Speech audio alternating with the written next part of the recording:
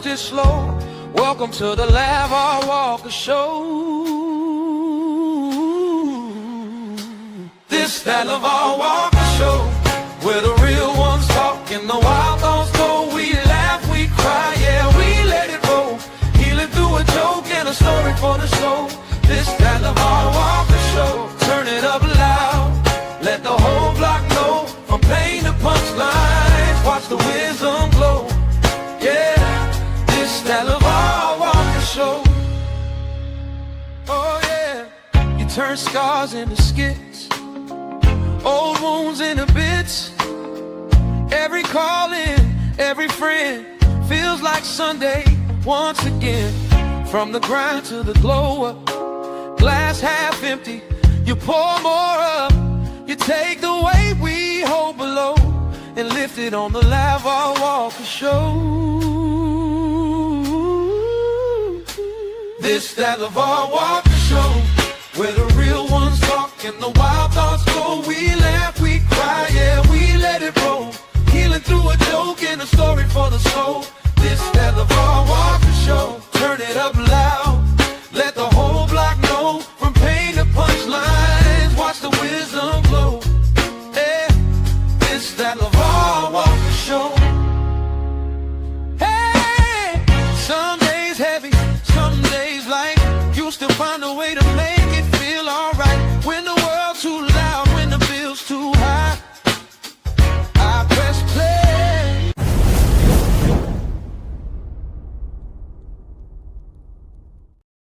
Hey, what's going on, man? Shut up. Intro, bro. That's too long. Everybody left. What the fuck up? It's not too long of an intro. This is how I do. This is the Lavar Walker Show. This is how I do my intro. Now, let me take you off so I can introduce you, okay? So, guys, what's happening? Welcome back. Today, me and my good friend, the hilarious Jordan Jackson. You can see him on the road with Country Wayne, where he opens.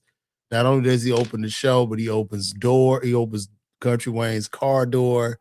He opens his dresser drawer. He opens like packages and whatever food, whatever Country Wayne needs, he opens it up. So without further ado, my good friend Jordan Jackson. You're an a-hole. You're an a-hole.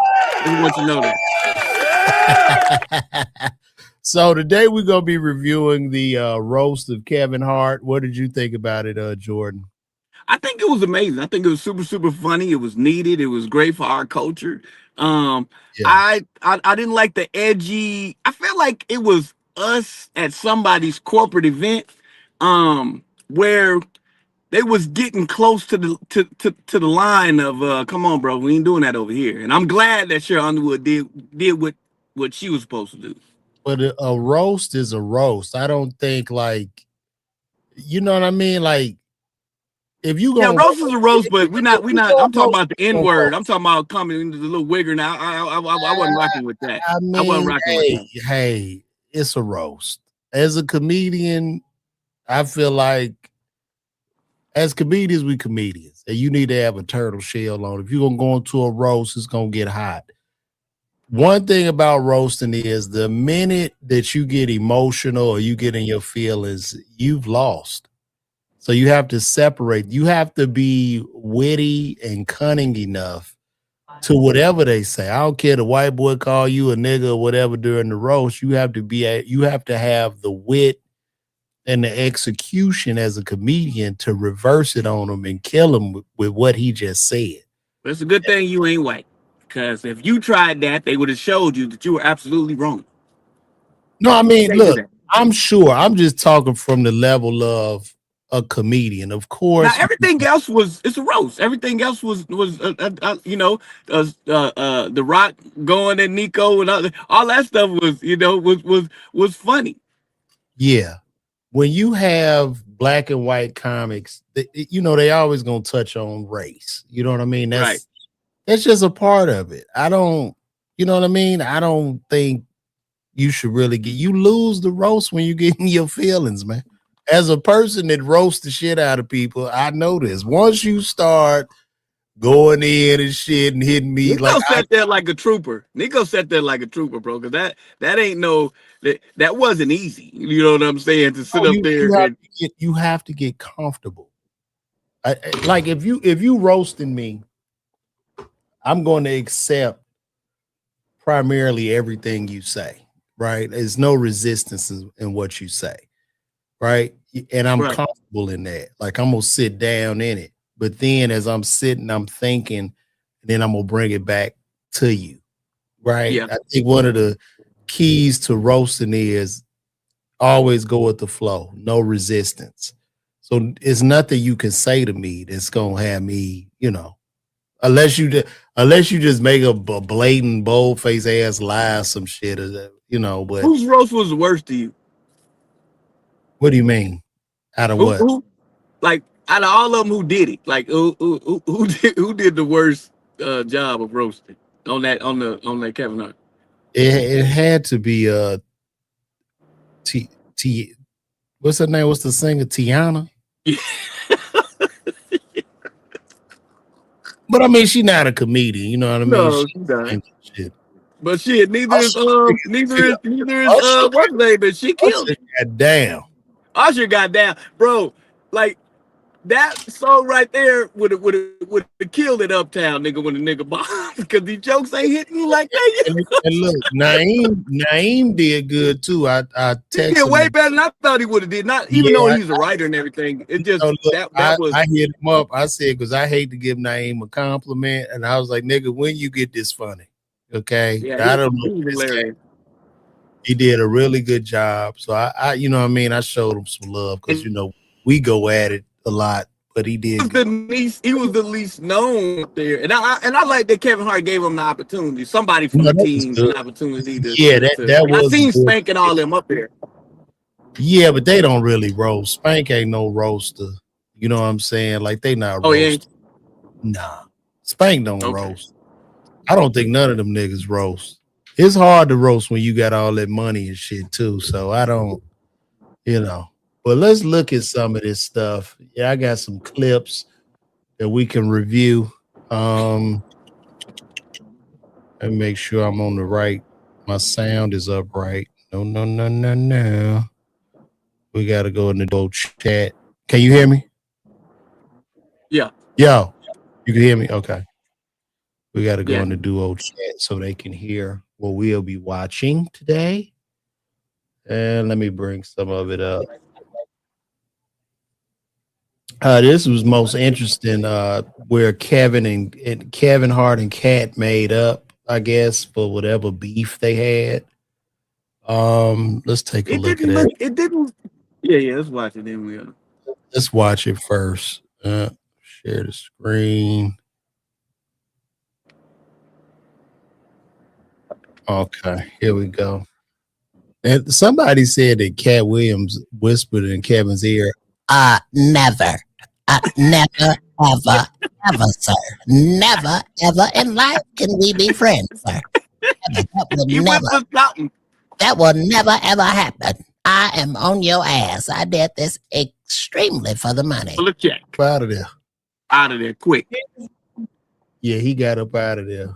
And Kevin does have a whole crew up top. We see Boss, Wayne, Spank, Harry, Joey Wells, Naeem, and Mustafa.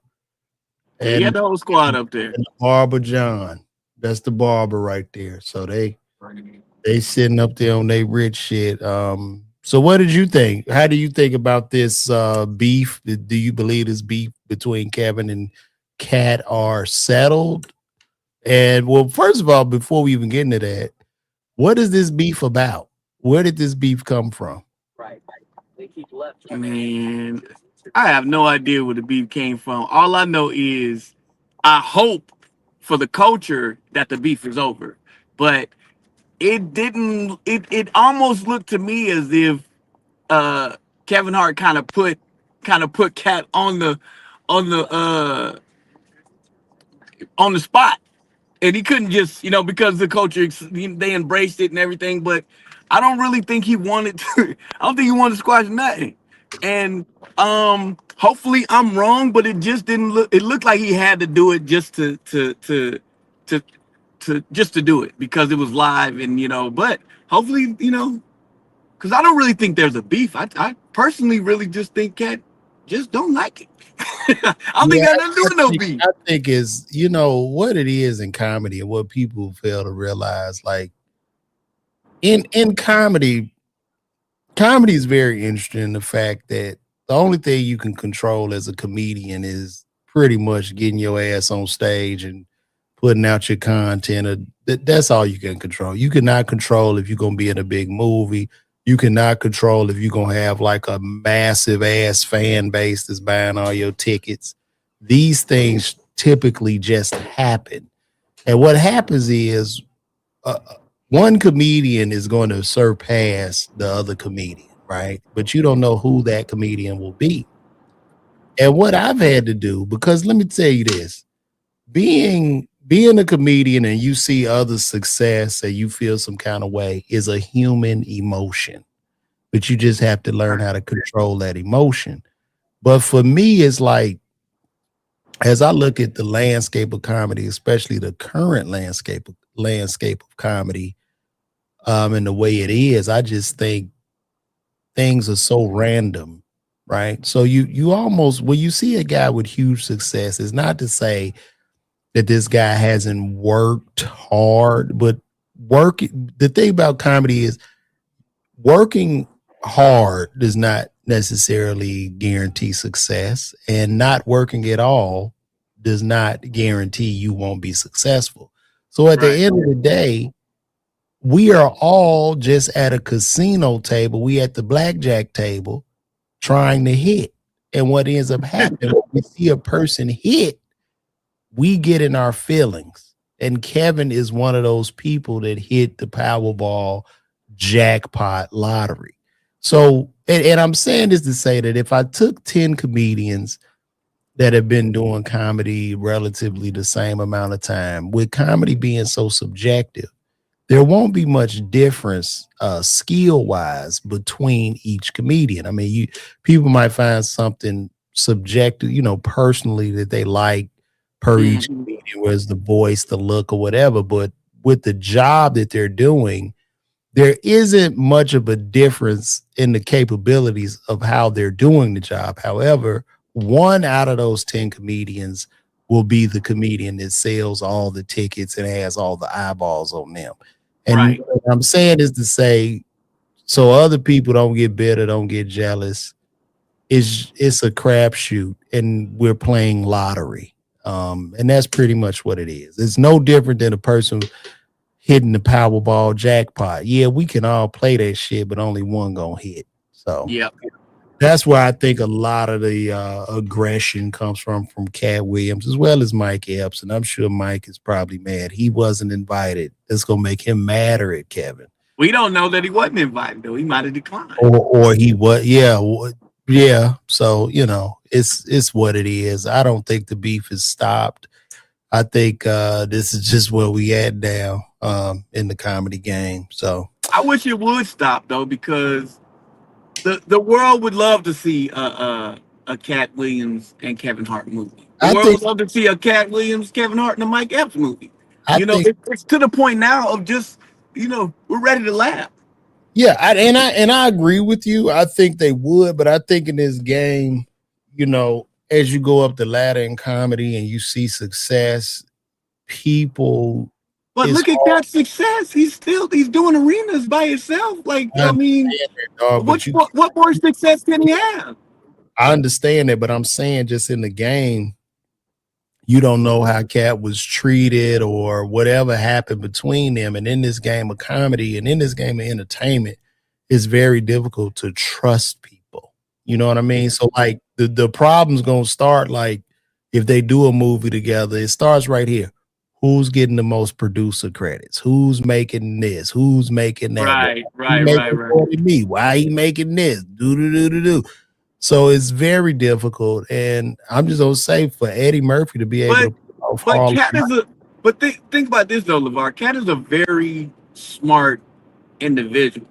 And I think if they decided to do a movie together, the splits will be a fair split, and they would just do it for the coaches, no different than doing the verses. You know what I'm saying? So I would I love to think see that them they do could come it. to an agreement. I think they could come to an agreement and actually do um, a great film together. Yeah, And I Kevin would Hart has the green light. He got the green light. He can do whatever he wants to do. well, I would love to see them do it, but it's just it doesn't look like it's happening. I mean, it's we all. I mean, look, man, I'm But about look, to. Kevin Hart has came a long way though, bro. He's from where he was as far as putting he was up the ladder alone, and now every time you look up, he's trying to give opportunities. Um, and I think he's got to the point now is where he can be the comedian, the Tyler Perry comedy, comedian producer that's bringing us some more stuff that's needed. Maybe we can get another life and another Harlem Nights. You know, he has enough power to do it. And even like the post that Wayne did last night, if all the kings come together, there's still the ability uh to make it happen. It's just about putting that ego to the side like everybody did for Eddie. Yeah, I think it's a lot easier said than done, though. I mean, I would love to. I They would did it love. for Eddie. You don't think it can be done again? No, not in this current climate. No. Okay, answer me this question. If there was to be a new version of a Harlem Nights, Mm-hmm. who would your cast be? Who would I mean, LeVar Walker's cast be? uh, shit, I would put Kevin, Katt, Mike, Kevin, Katt, Mike, Drewski, um, um, should I throw Wayne in there? I would just throw a lot of people that's relative in the game today. You know what I mean? I even put like How do you think that movie would do?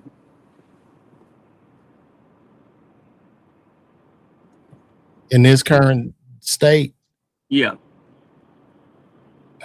That's I don't really know, bro. You know what I mean? I There's think a lot of egos, boy.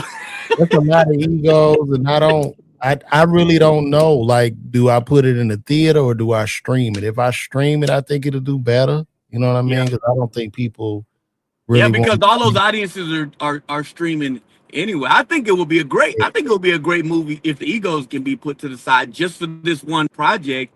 And there's enough talent out there and enough skill set to now you get, because if you got DC, Desi, Wayne, Chico Carlos, and all four of them, you could really, and even yourself, you could really put something amazing together if everybody just leave the ego at the door and say we're gonna do this one project and we're gonna see what it does. And if it has success, then we're gonna go ahead and Marvel comic this thing and keep coming out with projects. Like when Gerald Kelly had that big convention for all the comedians and said 100 comic strong, and we put up our own money and and hit this road. But You can that's do the same thing production wise. you know why a lot of this shit don't happen, man? Because comedy, the being a comedian and comedy in itself is a very selfish sport. It's a selfish endeavor. It's a selfish gain, and it's selfish from the standpoint of the consumer. And all consumers want to see the comedian that they want to see. So they're going to see comedian A or comedian B. You know what I mean? So it's a very selfish.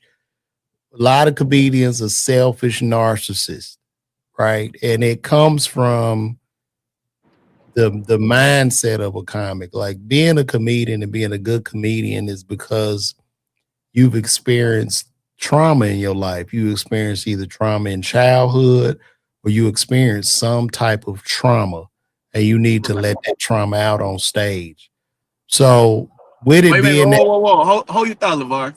It's a lot of comments, bro. Get to some of these questions, see what they talking about. yeah, well, hold on. I'm trying to get my point across. But yeah, what I was, oh yeah. So it's just a selfish game, and I just think the way the game is right now, and the way every artist is damn near like every man for themselves, because you trying to grow leverage so you can get in the comedy club and put some asses in some seats. So that's where we at. And then it's like we at the point too. Don't nobody want to beg nobody, ask nobody for shit. Cause why? You know what I mean? Like it's just what it is. Fuck, I ain't about to be begging no motherfucker to do shit for me. Fuck that. And you look at you look at people.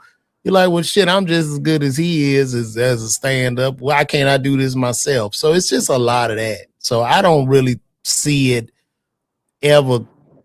We're never gonna have a goddamn another Harlem Nights. That shit is just not happening. So, but look, let's review. Let me see. Well, here we go. Nehemiah Israel said white Hollywood doesn't want black unity. Black unity don't want black unity. Niggas don't come together in Hollywood. Niggas fight for opportunity, bro. That's why. Hollywood is a game of, and I don't even think Hollywood, and this is pre-internet and shit. This is just my assessment of what Hollywood is and what Hollywood is to blacks and whites too. So Hollywood is a controlled institution. And the people that control it, they have all the money. Those are your financiers that are going to give you capital to make a movie, to make a TV show. And in exchange for that, you are supposed to bring eyeballs to the show so that they can get advertising dollars.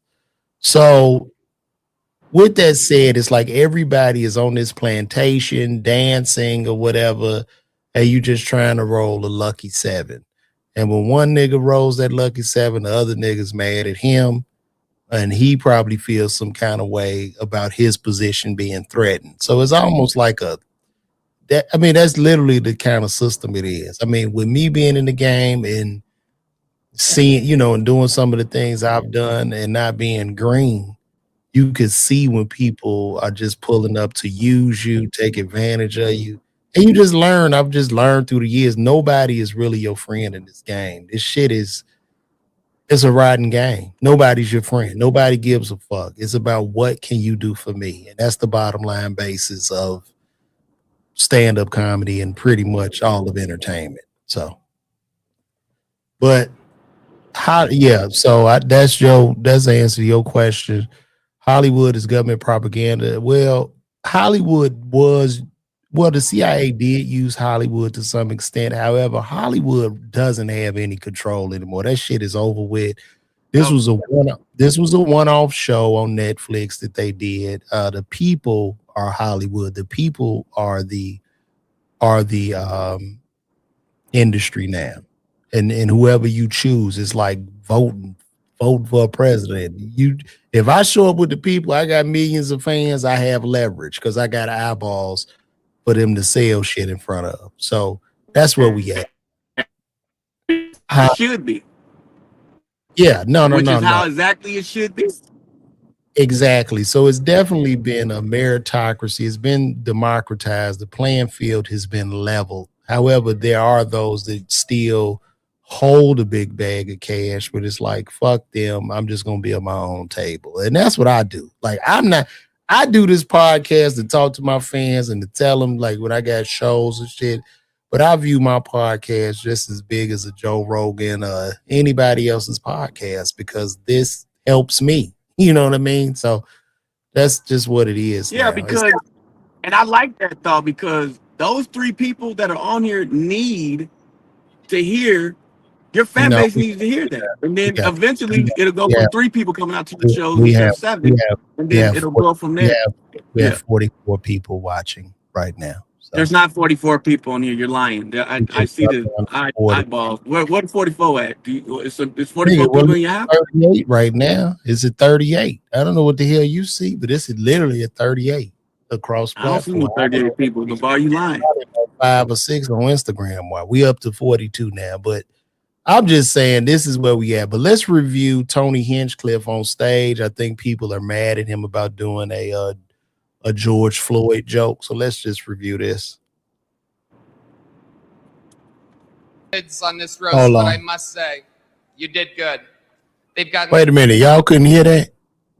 Well, let's play it. You didn't hear it? Something happened. Let's try it again. So how did you feel about that? So he went in on George Floyd. He did a little bit of George Floyd jokes at the end. What do you think? Yeah, about I didn't appreciate that. Neither did the room, as you can hear.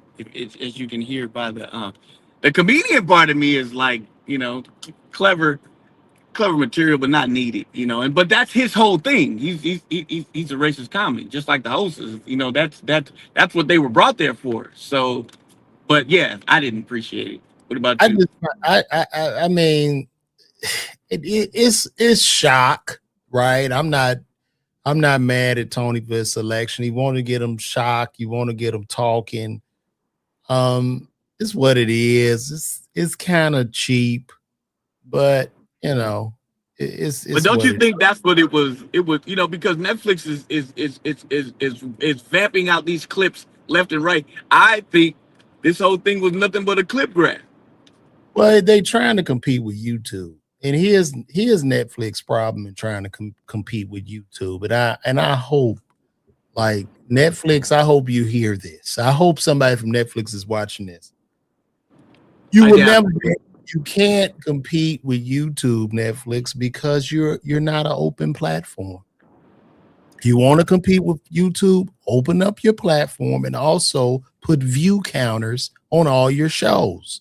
Put view counters and analytics that let people see the data. But you're never going to do that. You know why Netflix is not going to do that? Because they don't want to show shareholders all the shit that's not being watched. So they're trying to just spin their way with competing with YouTube, where YouTube is an open platform. YouTube is a place where they're splitting the ad revenue with the creators. Netflix just wants to hoard every single damn dollar while increasing their subscription count. But how much further can it go up? It doesn't everybody pretty much have Netflix at this point? Like it's just weird. So I see what they're doing here. They clipping it up, but I still believe that comedy does not live on Netflix. Comedy lives on YouTube. So yeah.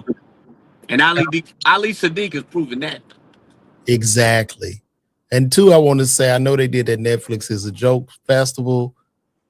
I did see a couple of comedians at this festival who were complaining about not getting Netflix specials. My question is, why go where you're not invited? I don't understand that. People ask me why I wasn't there. I said, shit, I'm not invited. I'm not going to just stand around looking stupid as fuck and trying to take, what I'm gonna do, take pics? Hey, look at me with him. That ain't gonna sell. You got any footage of that, the comedic breakfast? Because boy, it was some heavy hitters at that bad boy. It might be, but that's not gonna help me sell one extra fucking ticket. No, it won't. But you know, people don't care. The people. I mean, the fraternity is a fraternity. We are a fraternity of comedians. Yeah, and we all, and I'm still in the fraternity. I don't have to be there though if I'm not invited. No, I don't blame you for not going if you're not invited. But it was a great unity of people. And Ryan Davis made an interesting post that I thought was kind of funny, of talking to these young comedians of, if you're not invited to jump in the picture, please don't jump in there, because now everybody's looking like most of them weren't even invited to the fucking festival. Like, I would tell people, and I would tell any comic, man, stay where you are and just work, man. Just do your work. Do your diligence. Work is gonna do all the talking for you. The work gonna do the talking, man. Stay where the fuck you at. Make you some content, write you some jokes, put your sets up online, do commentary videos. That's what's gonna move your needle. Going taking pictures with a bunch of niggas, nobody cares. In 2020, did you see the post that Gary Vee did? I didn't see the post he did. Yeah, well, he was saying if you're a comedian or an influencer and you're not doing 3 green screens a day doing reaction videos, you're cheating yourself, because your real personality is going to come out on those type of content. No. This is how he said it. Dude, what I don't understand for the life of me, we're living in an era where You got free fucking attention, dicks. You got free attention, dick Listen to these face. questions, man. Dick face, you have free fucking attention. When I was, let me tell you something. All right, we get it. When Now I do an was- impression. Now do an when I impression of doing these questions. When I was 2 years old, I was working in a fucking liquor Oh my store. God. I was You're bagging selfish, ice. bro. You're selfish. Well, while you Selfish. were in your mama's Selfish. stroller, I had to bag fucking ice, dick face. And that's why in the war, I told all of everybody in the war in Iran, I said, make content.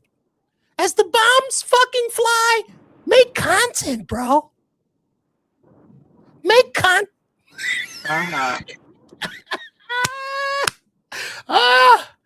I love that shit. I love got 38 people on there. If you keep ignoring it. No, we up at 44 now, and your signal getting bad, nigga. I'm about to get you off this bitch. I swear. I swear. Do me a favor, nigga. We want to listen to some music anyway. Now, Cheryl Underwood. Let's go. Let's review Cheryl Underwood's roast. I don't know where they found Y'all Cheryl. killed that. Y'all gonna sell some tickets off of this roast. She gonna sell some tickets off this roast. I pray she does. Well, cause I'm gonna tell you. The other lady did. The other lady I will fuck you. I'm fucking off of Tom Brady's joint. It's my pussy. It's my pussy. Oh, them goddamn gums. Let's see. Let's see. I gotta tell Naeem, his face getting big than a motherfucker. That nigga's face big, nigga. Naeem face big. You gonna put Woo! Did you see Naeem? Tell Naeem to call me. Look at that face. I mean, it is big, man. God damn. I was proud of Naeem, though. He ripped. He did rip, but that nigga face, that nigga like a tomato. Look at that. Whoa, friends like you. Now his face big than a motherfucker, man. God. I mean, he good. He healthy. He healthy. That nigga eating and all his face. That nigga must have some stomach in his cheeks. God damn. Yeah, she killed him. That was good. Yeah. That was a good way to use I her. should sell some tickets for it, though. Yeah, I hope it does, man. I hope our legends can come back and get out here and work on this road and make them some money. And speaking of tickets, guys, I'm going to be at the Arlington Improv. You guys can get those tickets at LeVarWalker.me. You can come out, get those tickets right here. Let me show you guys right there, LeVar Walker. Oh, damn, that's not my website. No, right here at LeVar Walker. That's his MEL. That's LeVarWalker.me. You can go get those tickets. I'm going to be in Arlington, Texas at the Arlington Improv. You can come out. I'll be headlining. Jordan doesn't know about that, but I'm going to be headlining. I won't be opening for anyone. So put your MEL back up there. Put your MEL. My what? Your MEL. That's how you spelled it. EMI. No, that was my LeVar Walker at me. That was my email. Did I spell it wrong? I did. You see it? Dumbass. But you know what? That spell check I have you sounding so fucking dumb. Unless That's you're just dumb. Well, you know how you be typing fast. Mm-hmm. Yeah. Well, that was good. Shout out to Cheryl Underwood. She put it down. This was really good. Really good. I'm surprised Tiffany Haddish didn't roast him. I was looking for Tiffany. Was she there? Yeah, she was sitting in the background. Well, she could have did Tatiana's. What's her name? Show the fuck should have. Yeah, that's true. I don't know why she didn't roast. I always get her name. This is the roast. That's for comedians. Tiana Taylor. Let's look over Pete Davidson's roast. Pete was funny. But look though, now see, yeah, people can't be up in arms about George Floyd, and then he do this Charlie Kirk bit, you know. So, Yeah. Well, okay. What you thought about that? You thought that was pretty good, Jordan? Now this nigga shit is done. He's frozen, guys. Let me remove him when he comes back. What y'all think? What y'all thought about Pete Davidson's roast? Okay, you saying Cheryl Underwood was hilarious. Shane did do a hell of a job as the host of this night. I wish you would come to War Chest Mass and do the Palladium or somewhere. I could go with Jimmy Kane. Man, I will come anywhere. If it's a demand there, I can make some money. I'm there. And you say you can't stand Pete Davidson. Why you don't like Pete Davidson, Christopher Eddy? Let me know. Let me resend this to Jordan.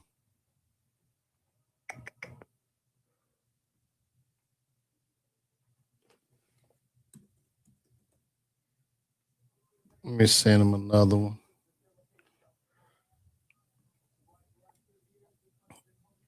So did y'all like it? Why does he rub you the wrong way, Chris? Let me know.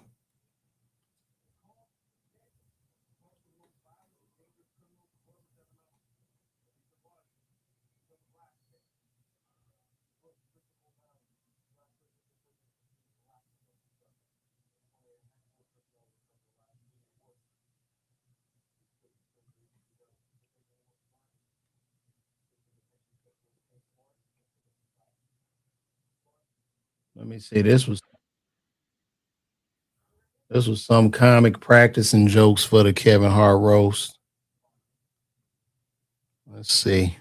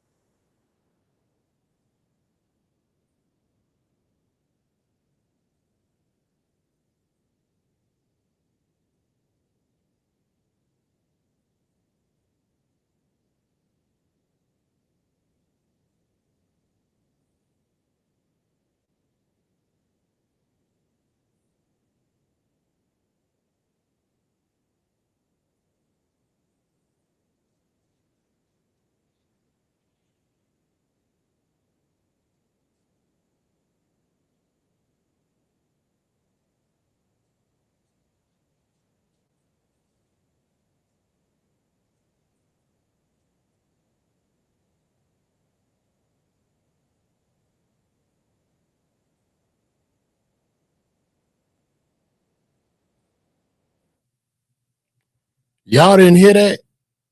I can't believe this. Y'all had to hear that. You didn't hear it? That was pretty good. You say you laughed a few times, but Katt got down, man. But Katt was really meaning that shit too. Katt really meant what he said. Y'all don't hear me? Hello? Can y'all hear me?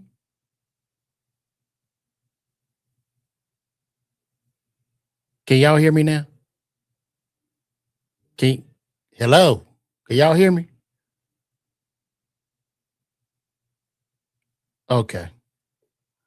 But did we hear you, not the clip? Let me see what the hell going on there. Let me see. Tell me if y'all hear this.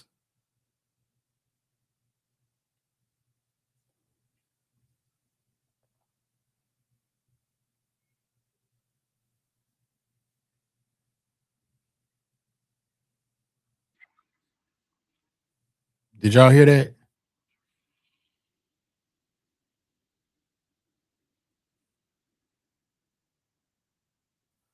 Can y'all hear me now?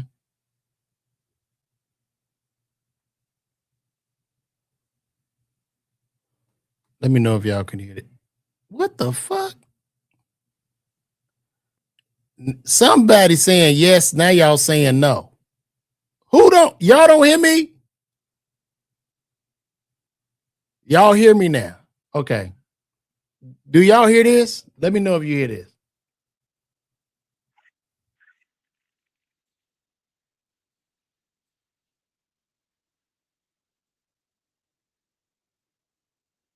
Did y'all just hear the clip? Did y'all hear the clip? Damn. No, we hear it. You didn't. Look, y'all, we going to do a clip test, okay? We testing the clip.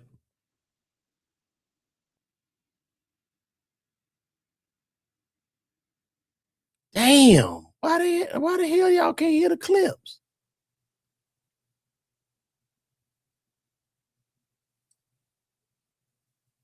No, we don't hear it. That's weird.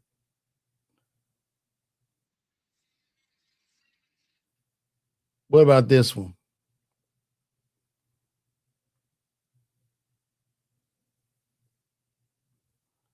Let's try this clip.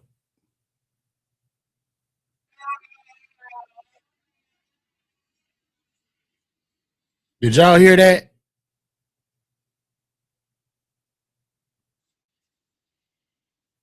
Did y'all hear that clip? Yo. Damn. What the fuck? Let me see what the hell going on here.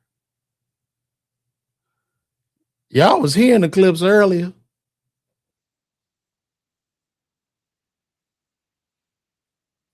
They blocking my clips, bro.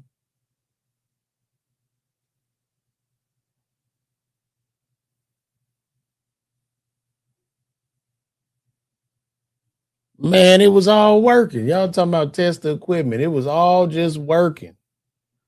All this shit was working a minute ago. What the fuck? I can hear it. It's playing to me.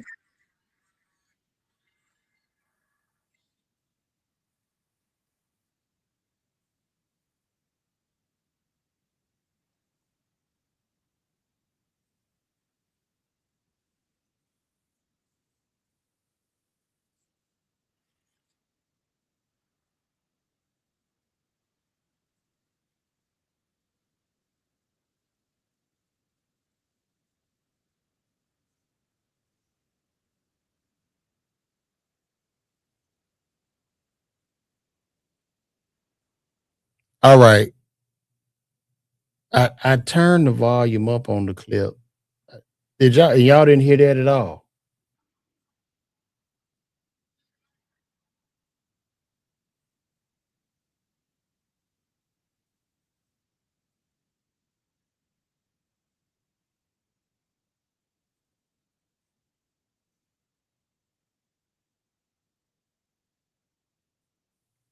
This sucks. I don't know why. That sucks, bro. Like I'm hearing it fine on my end. Audio. I got y'all in duo chat. Let me take this off. Tell me if y'all hear it now.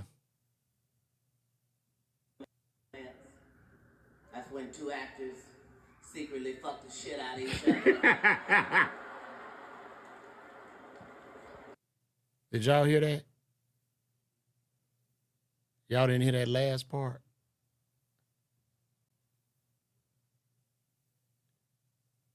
Oh, y'all can hear it now? All right, let's do it again. When two actors secretly fuck the shit out of me for the same price. No, I hate motherfucking Kevin Hart. Every movie this nigga has done was a movie for me. And I am absolutely disgusted. I even took the check to do this bullshit. That's basically what Katt was saying there. But yeah, it was a cool roast, man. I think it was cool. Kev, a legend. And Kev, I'm gonna say this: Kev has given more opportunity to up and coming stand ups than anybody of his ilk. You know what I mean? Of that caliber, just providing like opportunities and stuff for comedians to get on, which started with me. You know what I mean? Like back in 2012 when I won Miller Lite. So yeah, it was cool. Overall, it was a good roast. I don't have anything negative to say about it. Hopefully they'll come all and work together. I really don't know. And now it's time for us to cruise these internet streets and see what's trending and talk about that, guys. So stay with me.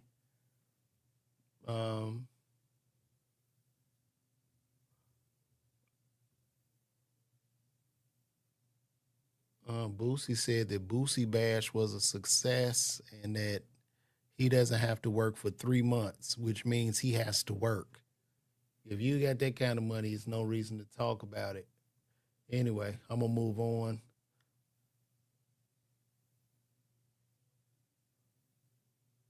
Now, this is something that's been growing.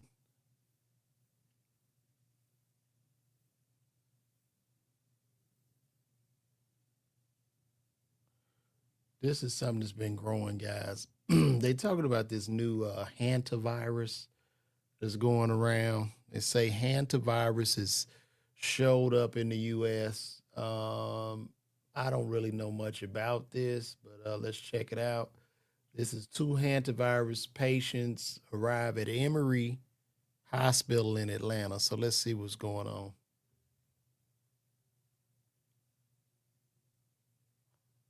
Must not be no sound on this. Yeah, that's just showing them being transported in Emory. If them people need to wear all that shit, why did they even bring them here, bro?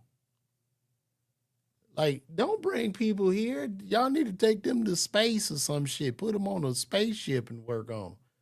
Because we don't need another virus, a virus scare.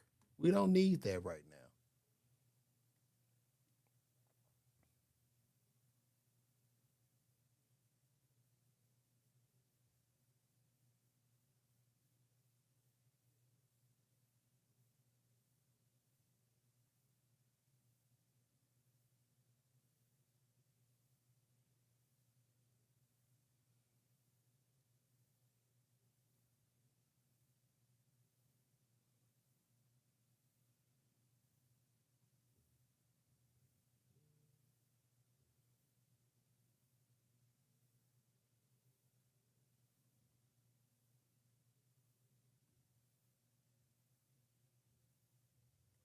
Okay, guys. I guess they are pushing these outbreaks. I don't know. I don't even have time to think about it. They probably want to distract a little bit from the war.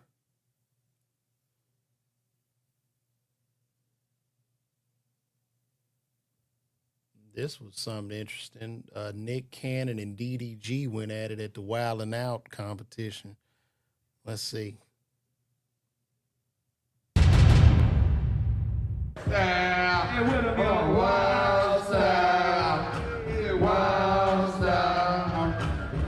Yeah. Nick doing this show just to pay child support, but really you should wild and abort. Whoa! Wow. Is that what you do? Wild and abort? That's horrible. No, he told me to say that. Yeah, I bet you did. He told you wrong. You took wrong advice.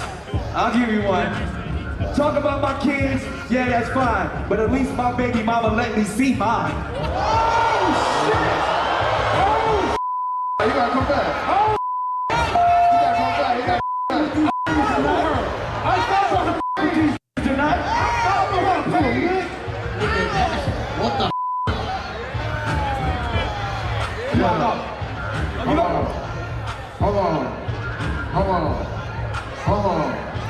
Hold on. We holding on. You like 60 plus and still not married. We don't know about you but Mariah Carey. That's some good to know though. That's a fact. Okay. Let him go.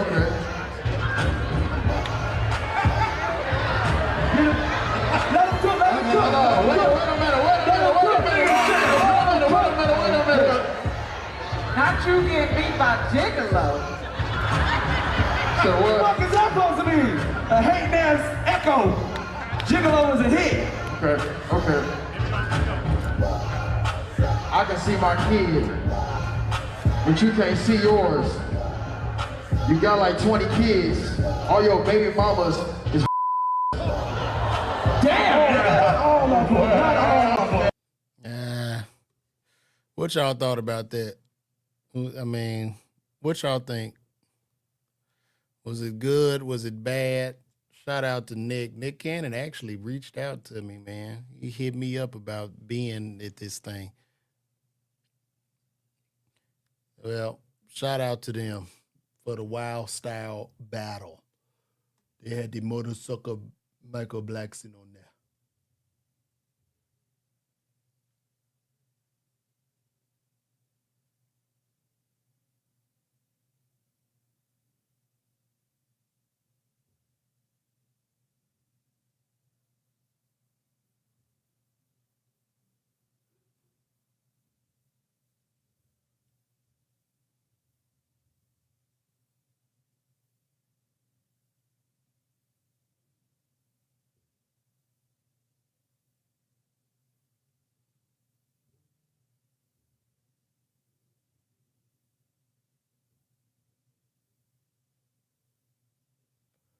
Yeah, I think this is it, guys. I think we're about to wrap this up. We've been on here for 58 minutes.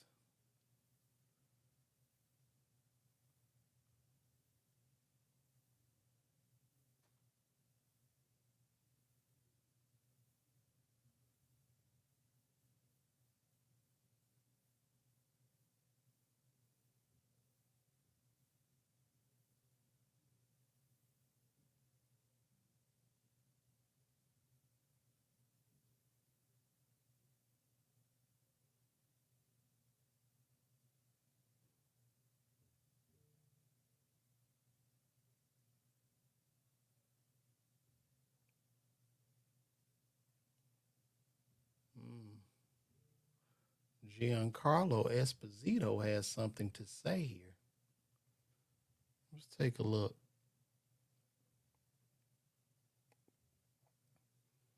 Appreciate the blessing, bro. Let's take a look, see what he got to say.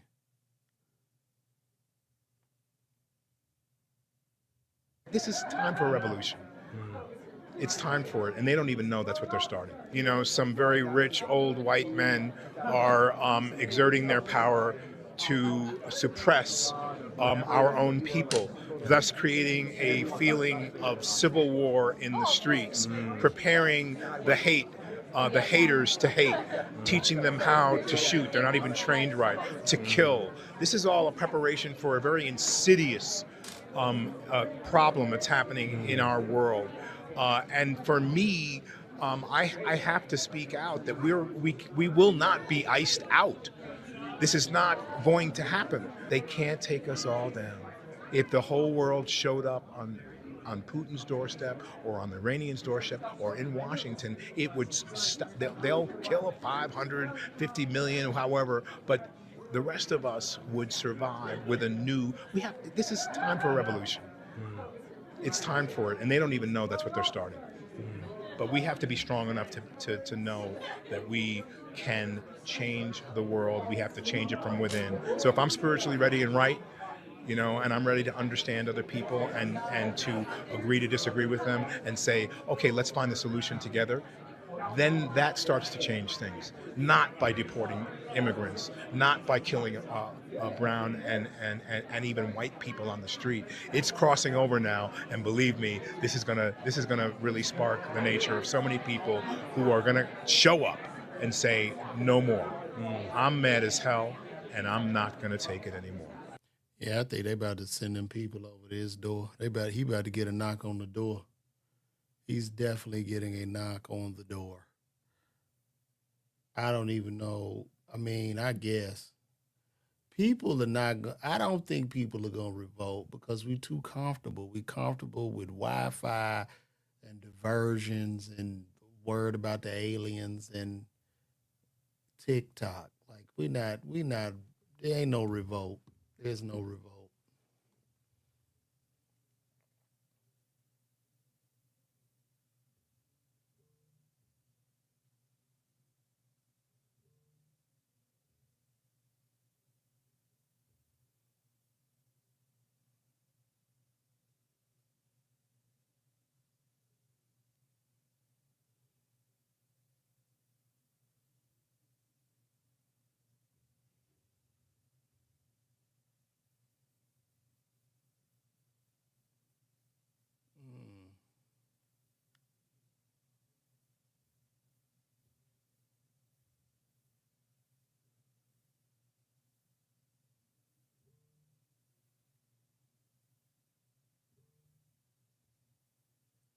Oh, wow.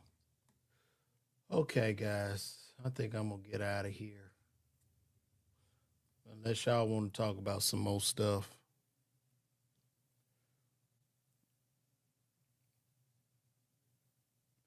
I'm doing this.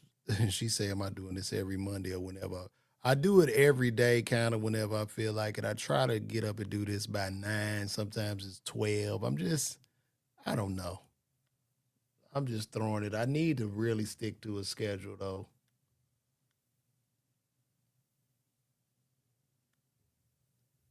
Somebody said nobody said nothing to Tiffany Haddish that whole roast. That is interesting. Why didn't nobody talk to Tiffany Haddish during the roast, man? What was that about?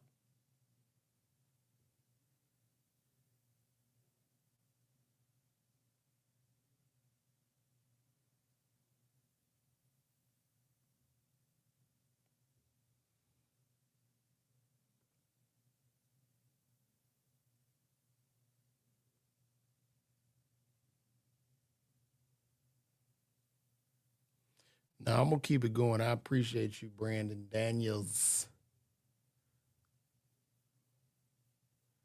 Man, this Chud the Builder dude. Have y'all heard about this guy? This Chud the Builder guy?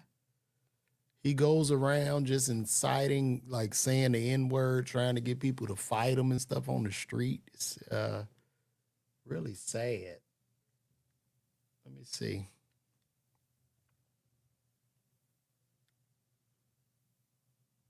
Hey, look at these are the guys that ruined America. White cucks. White weak men, beta cucks.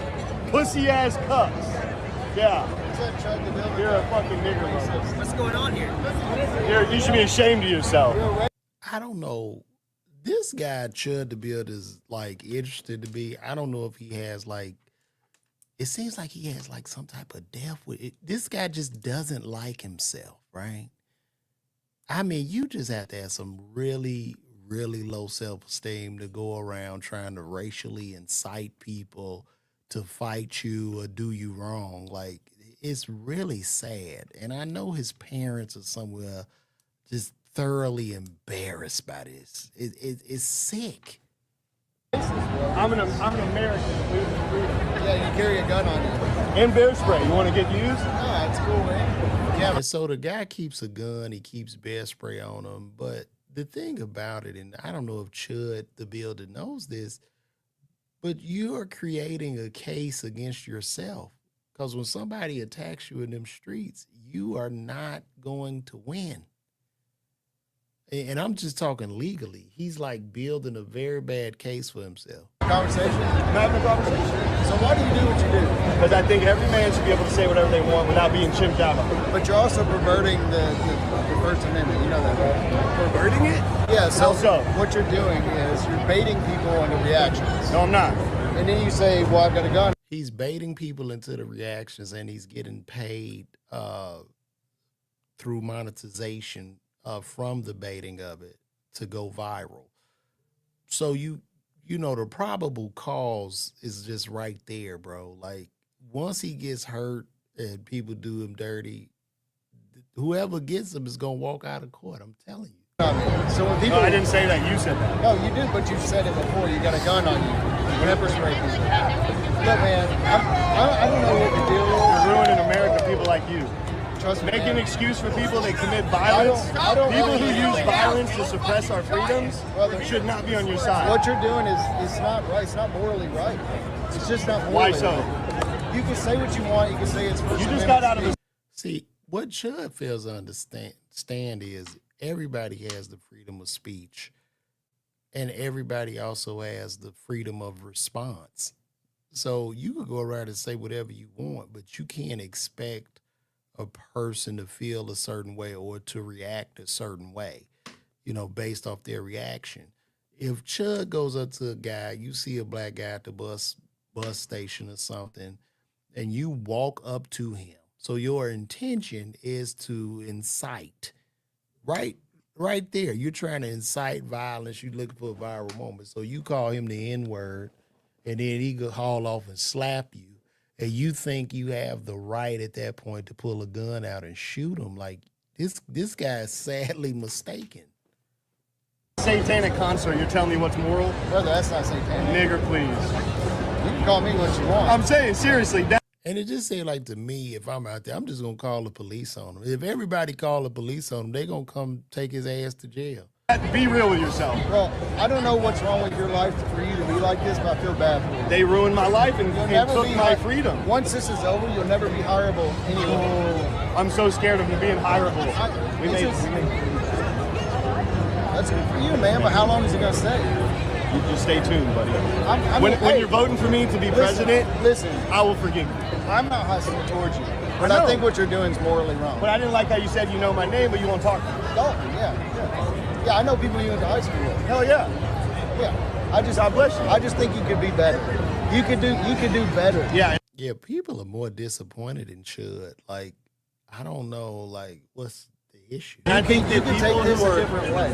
Didn't used to be bigger. You used to be a bigger guy, right? Fat dude. I can help you out. Yeah, Chud was fat and he was like an incel.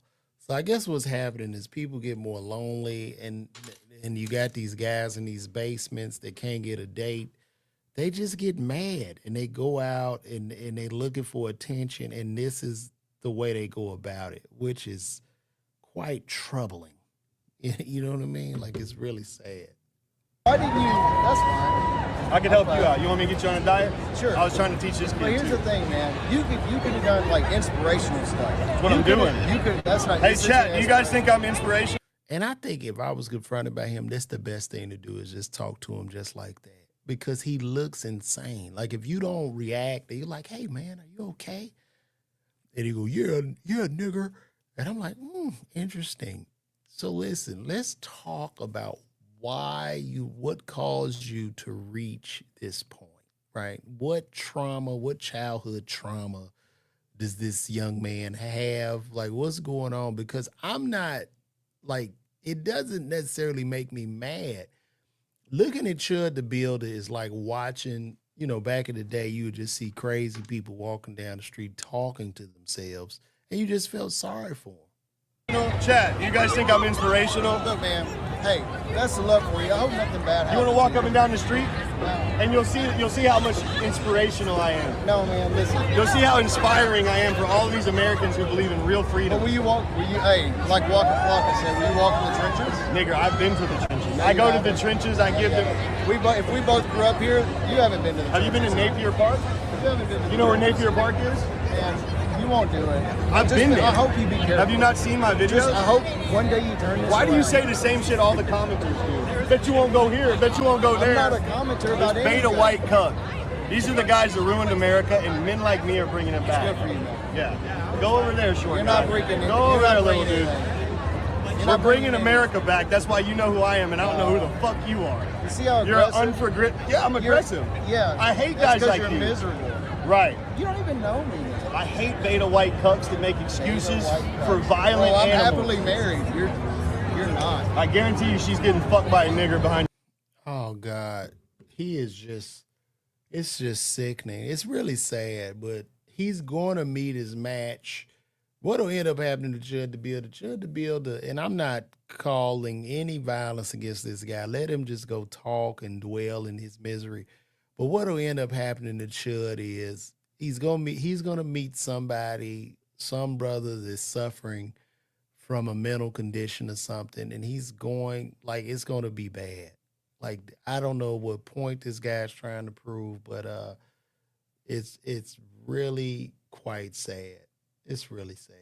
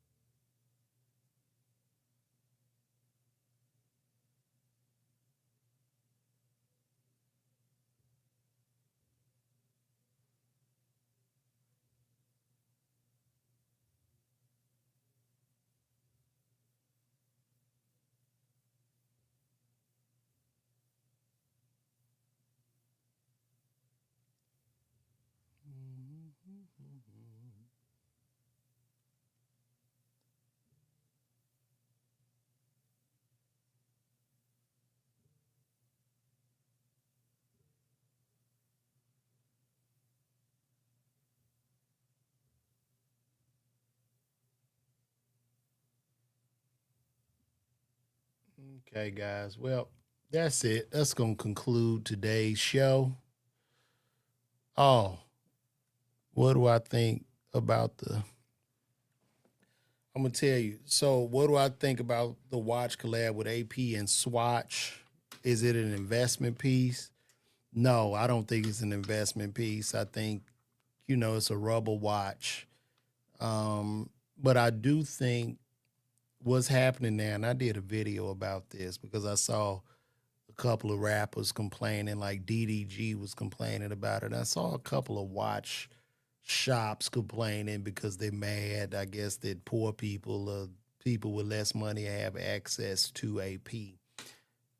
So what's happening right now, as we in a technologically advanced society, with all this AI and all this intelligence, anything, any item at this point can be reproduced, right? So from clothes, hats, shoes, watches, whatever, it can all be replicated one-to-one at this point, to the point where when it comes to luxury goods or luxury items, I think they are really losing value. And there's no way to tell the difference. There's no way to separate that. And I think what's happening as material items are losing value, the cost for experiences are going up significantly. So like the new luxury or the new way to show off is like going to the opera, going to the best opera in town, or having front row tickets to the F1 race, or having tickets to the World Cup. That's the new luxury, because that can't be replicated, nor can it be reproduced. So we just entering a phase of where materialism, and the thing about those watches, everybody's going to get on board and do capsule collections like that. Rolex will get on board. Richard Mille will get on board. They're all going to get on board. And it's not to say, it just shows to me how people buy shit just to say, I have this and you don't. Right? That's the whole purpose of this shit. If you mad about that, it shouldn't affect the value of your watch. If you got the gold AP, that shit's still gonna be worth 200 grand. You know what I mean? So what if a person has the rubber AP? And if you only bought it because you trying to get a woman or some shit, like, dude, somebody gonna be able to knock your girl down, they ain't got a watch on. So it's whatever, man. But this is where we at right now. I think materialism is going out of the window very rapidly. So that's how I feel, brother. And I appreciate you asking that question.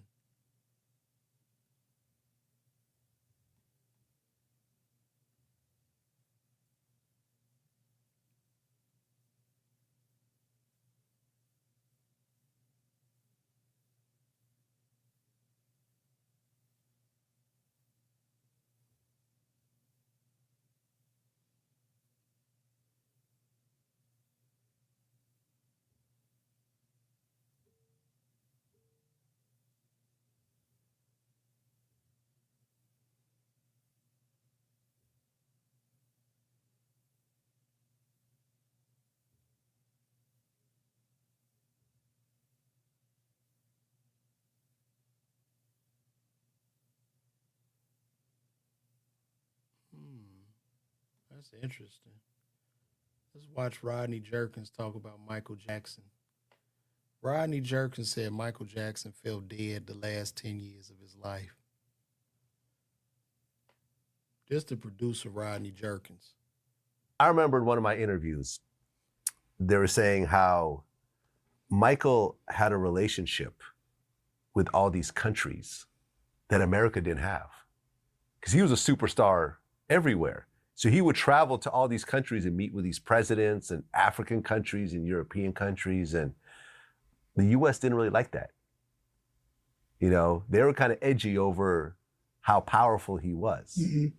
So there's really a lot going on under the scenes with. I mean, you never know. I mean, I try not to look into it too deep. But I do Michael's ahead of his time. I mean, he was rocking the mask 20 years before we rocking the mask. Now the mask is essential for everybody, and he was way ahead of his time. He knew. So I feel like Michael's always ahead of his time. He probably always felt a little bit on edge because, I mean, listen, he did own a lot. Yeah. Right, he did. So maybe we don't know about threats he may have received. We don't know about letters he may read. We don't know. Yeah. You know, maybe he did, and maybe that made him a little bit paranoid. You know. Would he wear the disguise, like the beard and everything? Oh yeah, I remember when we went to buy the DVDs, he did. Yeah, when we went to go buy the DVDs, he put on a disguise. We went to Times Square, that Virgin Mega Music Store, 11:30 at night. You should wear a disguise if you're Michael Jackson. So he had the beard. He totally. Was like an old. White dude or something. Yeah, totally. And you were his last producer, right? I was the last producer that actually had a chart song with him while he was alive. Yeah. Yeah. When he passed away in 2009, were you in contact with him? I was. I worked with him again in 2007. I went to Ireland. Huh. Went to Ireland to work with him, and we definitely were in contact. Leading up to that, beforehand. Leading up to it, was he any different, or was he the same Michael that you always knew? Nah, with me, it was just joking. Like we joked a lot, and you know, talked about music. Like he loves music, man. So he talked about stuff that was going on, like, you know, whether it's, you know, 50 Cent being one of his favorite rappers, you know, like we just shoot the breeze and talk about stuff like that, you know. When you found out about him passing in 2009. I didn't believe it. When I was in my lounge, my studio, and I didn't believe it. And I remember calling Janet because I was kind of starting to work with Janet a lot. And I called Janet to ask her. And I remember she just hung up so fast. It was like, I can't talk. And that was it. And that's when I knew it was real. Like, and I was like, yo, this is crazy to me that we just lost the greatest entertainer of all time, you know? Yeah. Yeah, because at his funeral, Berry Gordy said, and I always remember this, he said, they called him the king of pop, but that is not the right title. It should be the greatest entertainer of all time. And no one disputed it. Yeah. Such a loss. Such a loss. And it's really, you know, and it's kind of unfortunate because as much as we celebrate him now, he was not being celebrated like that in 2009. No. He was Wacko Jacko. He was the guy with the plastic surgery. He was the guy with the allegations. Yeah.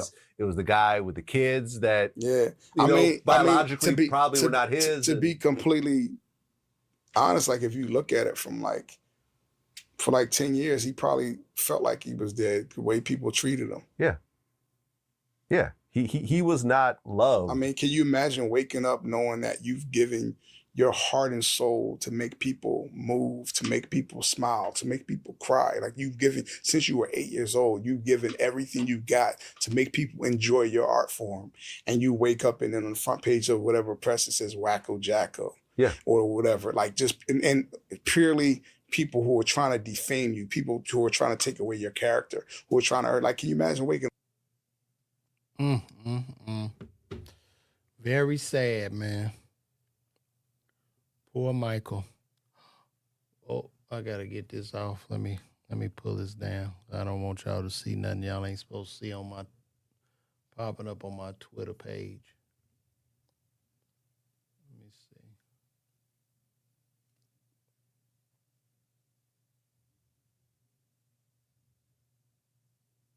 So what's going on in the Strait of Hormuz, man? Has it opened? Let's see what's going on.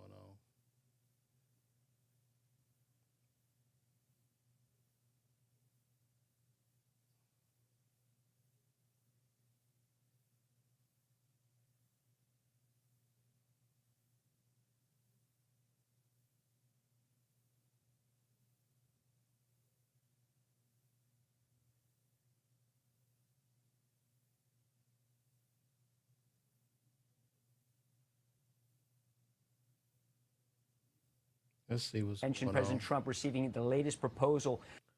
I wish they had opened this shit up so we can get back to rocking and rolling. For the fourth time over the past week, this time Iran launching 2 drones. The defense authorities say they intercepted both of them. And as you mentioned, President Trump receiving the latest proposal from Iran. He says it leaves less than to be desired, posting on Truth Social the following, quote, "I have just read the response from Iran's so-called representatives. I don't like it. Totally unacceptable." An Iran state broadcaster posting detail of his response saying U.S. to pay war damages to Iran, recognition of Iran's sovereignty over the Strait of Hormuz, end of U.S. sanctions, release of Iran's blocked assets.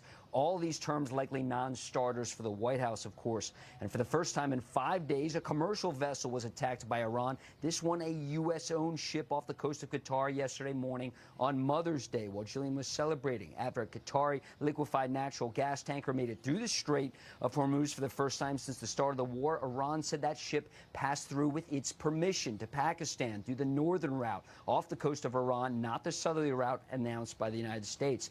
Now, in an effort to show some more support, perhaps, NATO ally Britain announced today it will send a Type 45 destroyer, one of only 6 in its inventory, the HMS Dragon, to the Middle East. She's currently in the Eastern Med. In a statement, the Royal Navy said, quote, "The ship's forward presence will help strengthen confidence among commercial shipping firms, support mine clearance efforts, and protect vessels once hostilities have ceased." Now, France has sent its only aircraft carrier to the Red Sea, including her escorts, following a recent transit of the Strait of Hormuz. So more than 20 American warships are currently enforcing the blockade. They've redirected 62 Iranian ships and, of course, disabled 4 of them, very dramatically with that F-18 Super Hornet at the end of last week, taking out 2 of them, 2 of the stacks. Bill?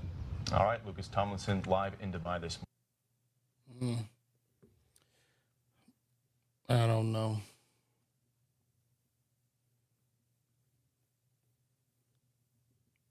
So the strait is still closed. Shit ain't gonna never open up. For the 4th time over.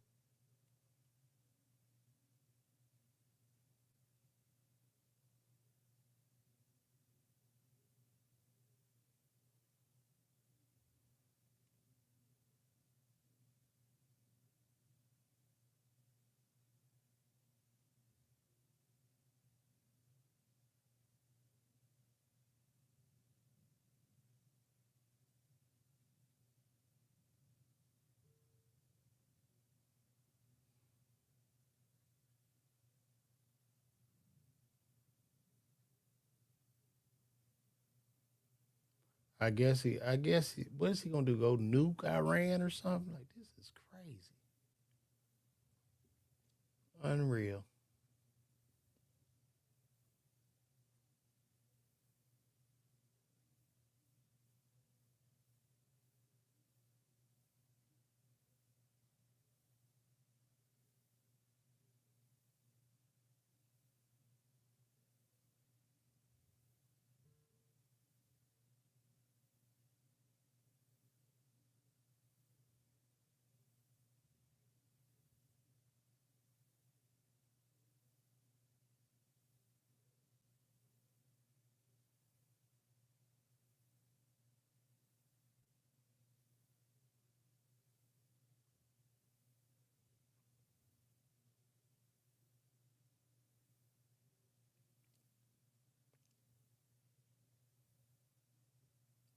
All right.